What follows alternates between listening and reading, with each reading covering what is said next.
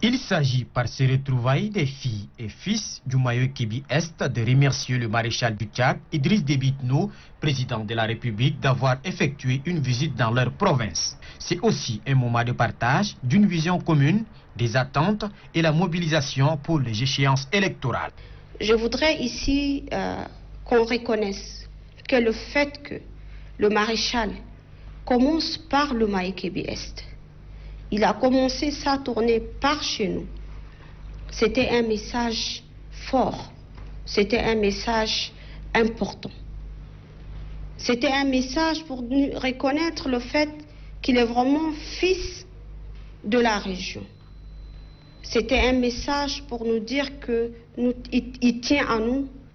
Et c'est vrai, en retour, nous nous sommes mobilisés pour lui démontrer aussi que nous sommes derrière lui et nous le soutenons. Les acquis qui ont été consolidés. Et il y avait eu aussi des nouvelles promesses. Selon ces deux membres du gouvernement, fils du terroir, la province du Mayo-Kébi-Est constitue un exemple de cohabitation pacifique.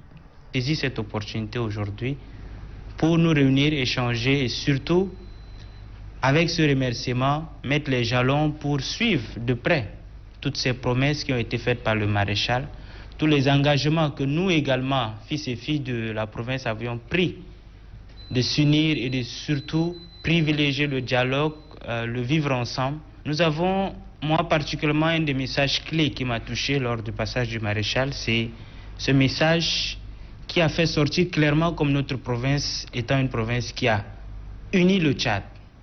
Et ça, nous devons être très fiers de cela. Très fiers parce que le président puisse dire que c'est grâce à nous que le Tchad est resté uni dans les années passées, ça doit être une fierté qui doit développer en nous ce sens de bien vouloir ne jamais trahir toute cette histoire que porte notre province. Pour les deux membres du gouvernement, la province du Mayo-Kébi-Est regorge d'énormes potentiels qui nécessitent l'union dans l'action pour le développement de cette circonscription.